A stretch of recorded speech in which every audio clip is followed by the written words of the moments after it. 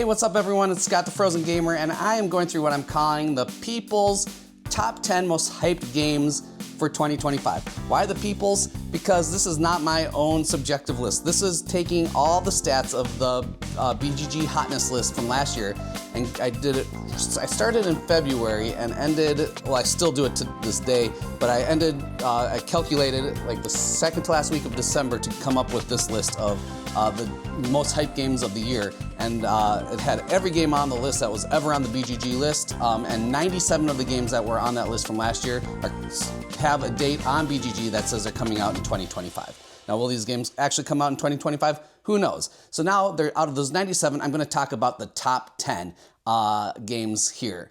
So let's get started here. So number 10 is a re-implementation of another game, and of actually a few games, and it is Nature by North Star Game Studio, who's known for their Evolution series game, which this is the re-implementation of. The artist is Catherine Hamilton, who does all those Evolution games, and Dominic Krapichetz, he's the designer of the game. He did all the Evolution games as well, along with some party games too.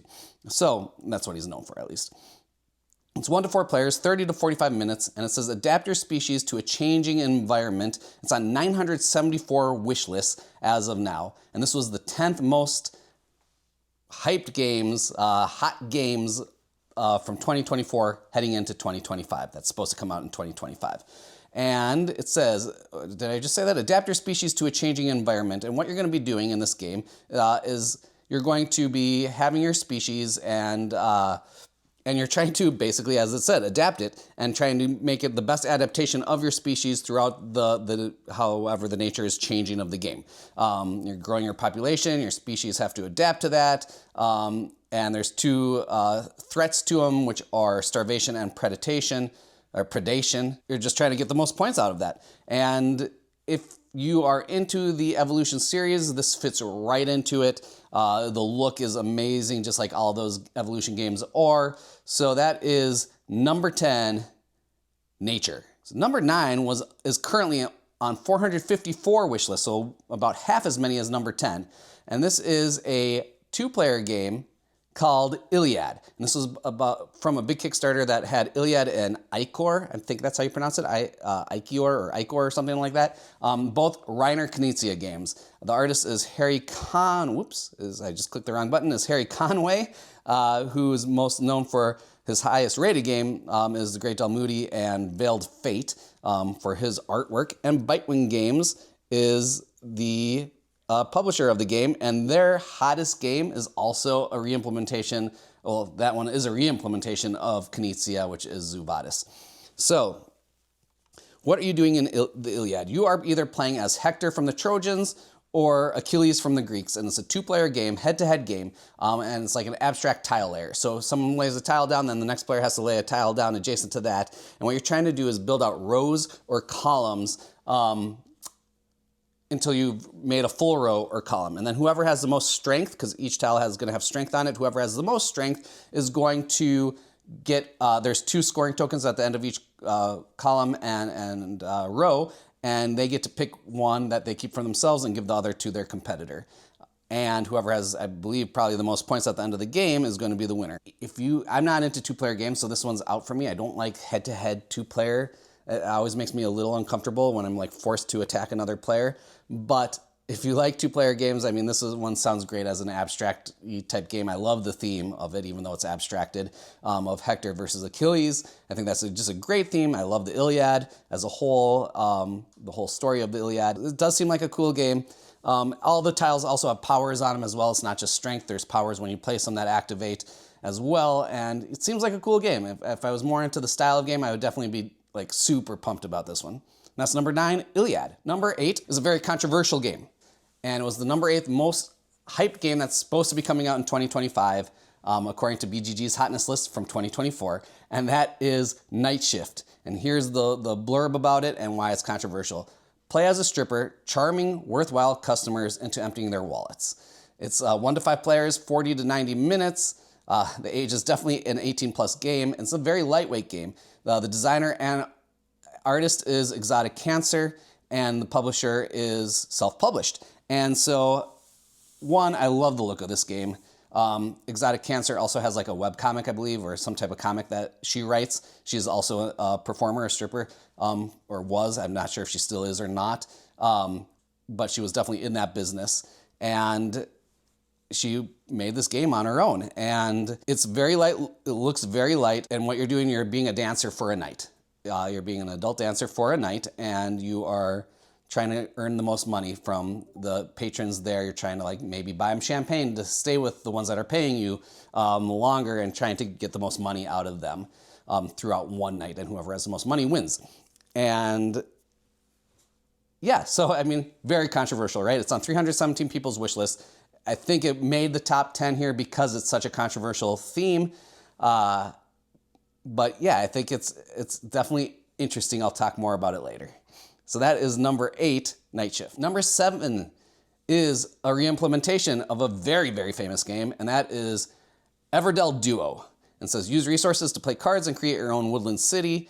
It's 1 to 2 players, 30 minutes long, by James Wilson and Clarissa Wilson, who did Everdell, Anger Anduris, and Andrew, the famous Andrew Bosley, doing the art, and Starling Games, who published Everdell, is publishing this as well. So in Everdell Duo, you either compete against your single opponent or play cooperatively with another player to earn the most points. You accomplish this by placing workers to gather resources, then use other resources to play cards face up in front of you, creating your own woodland city. So I'm not a huge Everdell fan. I thought it was fine when I played Everdell. I know some of my friends, it's like one of their favorite games of all time. For me, it was fine. It wasn't a bad game, wasn't a great game. So when I heard this, I was like, oh, okay. Probably not for me. 1, because it's a 2-player game. 2, it's in the Everdell universe. And but then I'm reading it, and it's got all this stuff that I don't love about it, and games that I wouldn't usually be attracted to. But then as I read about it, it has a co-op mode. So I can play this co-op as well, which is intriguing because there I don't need to go, as I said before, I don't like going head to head where I'm forced to go after one player the whole game and just it's this battle between me and my friend. I don't like that feeling. But because it has co-op in it, that opens it up more for me. And then it has a 1-player version in it as well, and it's a solo campaign. Again, I don't love campaigns. I'm trying to get rid of most of my campaign games off my shelf because I don't have the time or the patience to play through a whole campaign. That it's solo, it makes it a little bit easier for me to do that. I'm interested. We'll see how this game plays out. It has 1.3 wish list. It has 1.5 thousand people that own it already, so maybe it did come out. I'm not sure. This isn't the game that I'd be seeking, so I don't know on that or not. If it has come out already, or if just a lot of people got their hands on it at conventions or whatnot, at Essen Spiel or Gen Con or something like that. It's intriguing. It's got all these things I don't like, but all these things that make it seem like I might want to do it. And people that I read in the comments, people that don't like Everdell or thought it was okay, like this version better.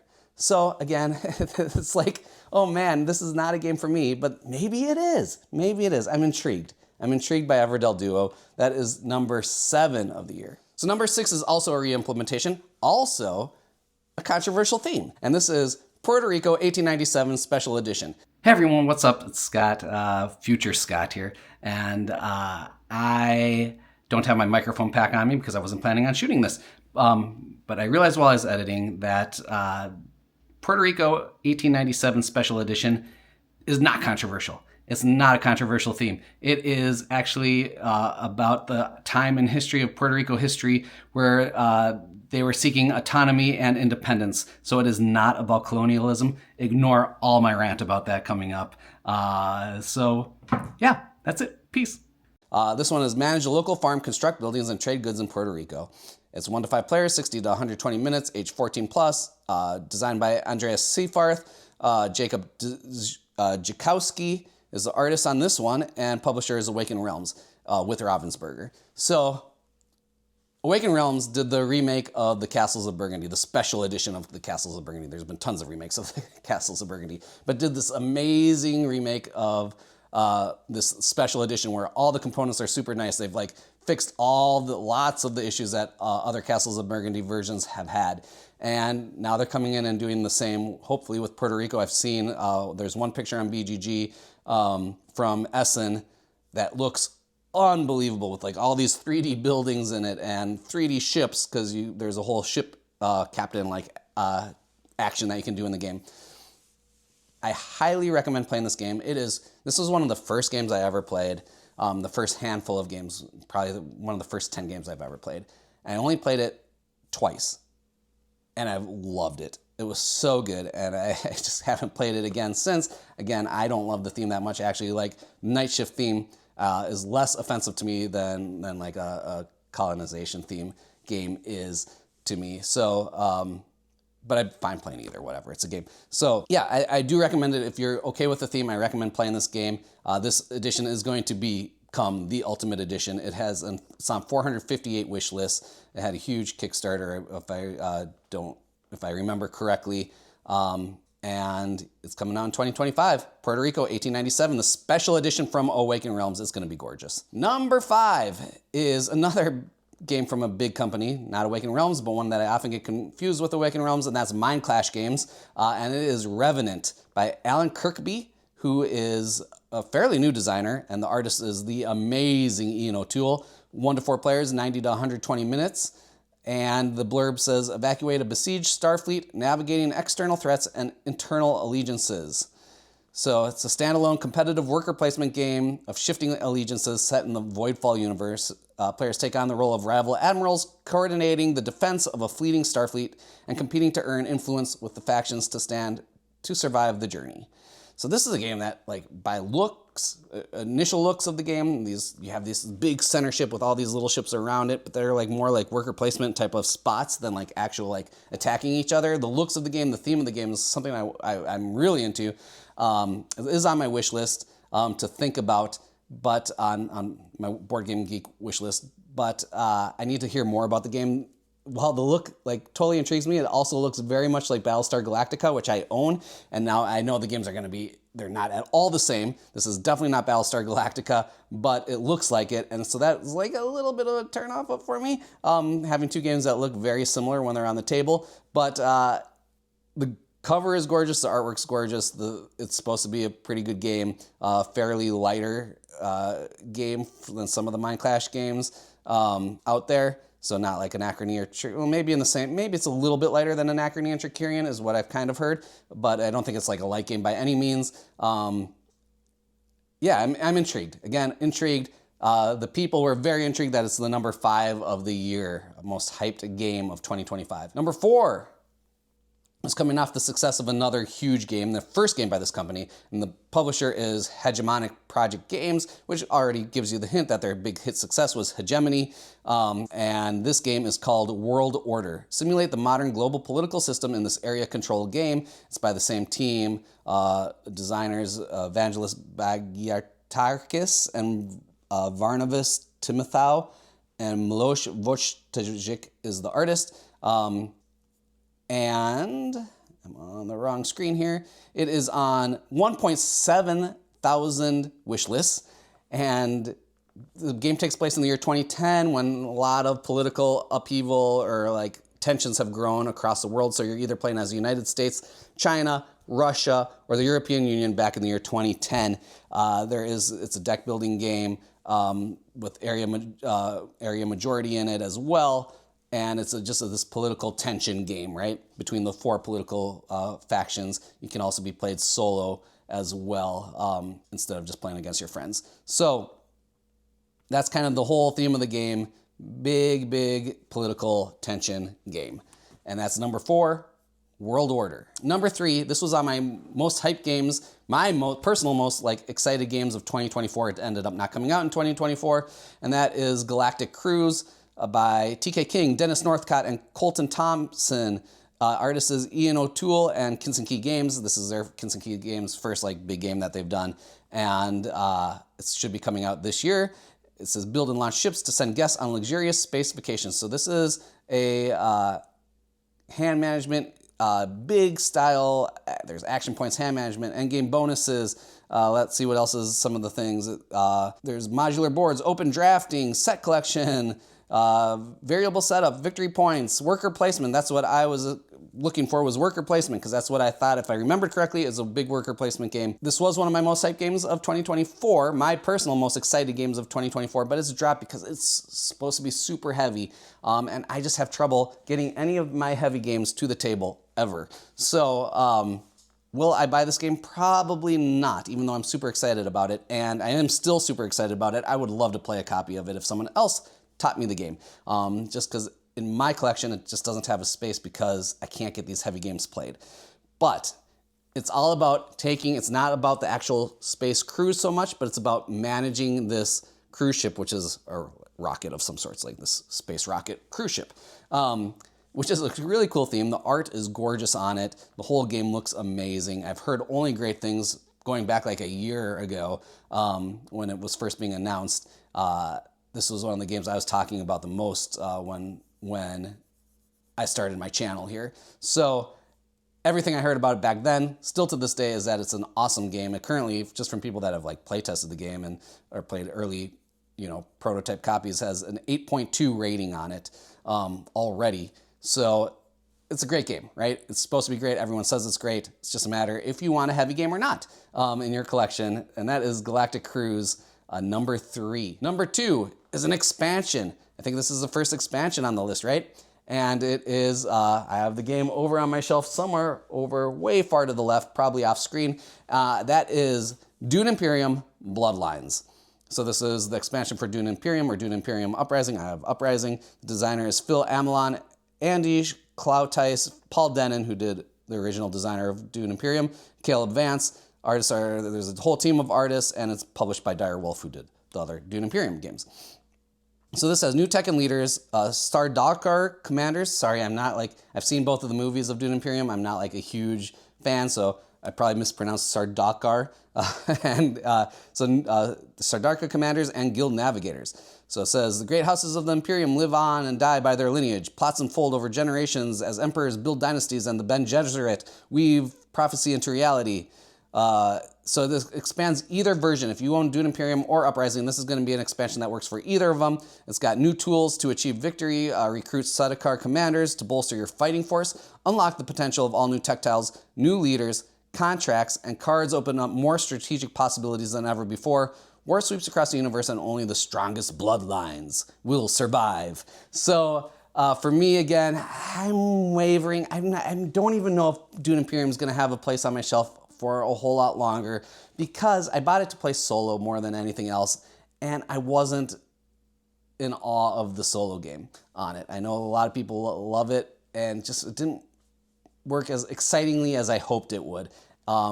I like the movies a lot, but as I said, I'm not a huge like Dune diehard fan, even though I did enjoy the movies. So I don't know. If I decide to keep the game, this might make it better. I hope it doesn't make it longer, because the game's already kind of long. So if this kept it and didn't increase length on the game, it says 60 to 120 minutes, but I just don't know. This can be used in the solo campaign, it looks like, too, because it says 1 to 4 players on it. If you like Dune Imperium, I mean, this is a no-brainer. If this is one of your favorite games, of course you're going to get this, right? This is either you're going to get it or you're not going to get it. It's on 2,000 wish lists. I mean, this is going to be a huge hit when it does release. I see every reason why it should be a huge hit, even if it's not a huge hit for myself. I understand why it's a huge hit. The other reason I don't love Dune Imperium personally is it's a deck building game, and I don't always love deck building. It's probably one of my least favorite mechanisms, major mechanisms that are in games. Just they don't excite me as much as other mechanisms do.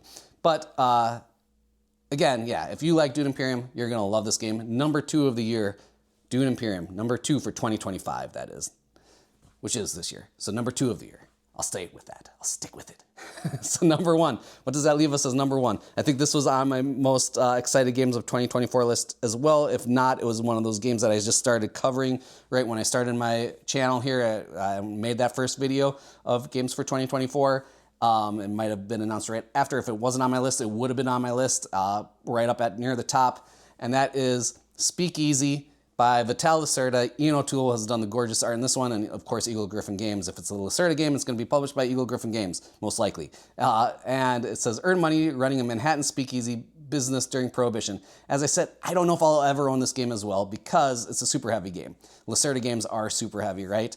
But if there ever was one to own, this would be the one for me. I love Mafia-themed games. The artwork, as I said, is gorgeous. It's got these little rum-running trucks in the game that are just absolutely adorable. You put they're these little 3-dimensional wooden trucks, and you put little barrels inside the back of them as you're moving them across the city. I heard this is one of the, and unless I heard wrong, but my understanding, this is one of the lighter Lacerda games, which means it's still super heavy. Like, don't get me wrong, but it's one of the lighter ones of his big super heavy games.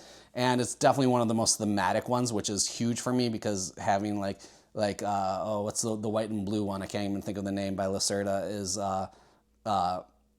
just not enticing to me because the theme is just so dry. Well, this one has a hugely thematic theme to it. I've heard the rules are a bit convoluted, maybe would be the negative way of saying it. There's a lot of rules, a lot of little rules that you have to kind of remember all of them. But supposedly they're also very easy to remember because of the theme, and that's what makes me happy about this game. This is number 1 of the year. The people were happy. It's on 2.5 thousand wish list currently as of today, and it's owned by 264, and it has currently from 174 ratings. This is before the game's even out. It has an 8.4 rating on BGG. Currently ranked at 6,195, which seems low, but there's over like 150,000 games in the database, base games in the database, and 6,000 for a game that's not even released is pretty crazy good. And yeah, man, this game just looks killer, killer in a good way. So even though it has a killing theme as well as the Mafia. So that is number 1 of all the games that were on the BGG hotness list of the year. This one got the most points in the formulas that I was doing and the daily tracking and all that analysis that I was doing on it. This was the number 1 game for 2025 that you, the people that look at games on Board Game Geek, made the number 1 most hyped hot game for 2025. Hopefully I'll do the same list. I'm keeping the stats for next year as well. So hopefully I'll have the same list go up next year for games that were the most hyped in 2026. If I can do it, if YouTube lets me, I'm gonna put a list from all the games from 97 down to 11 on the comments section as well. So you can see every game that got points in the system that were on every 2025 game that BGG says is going to be released in 2025 as of now. Any of them that were on the hotness list at all in 2024 will be on this list of 97 to 11. And yeah, that's it. So thanks for watching. Peace. Stay cool.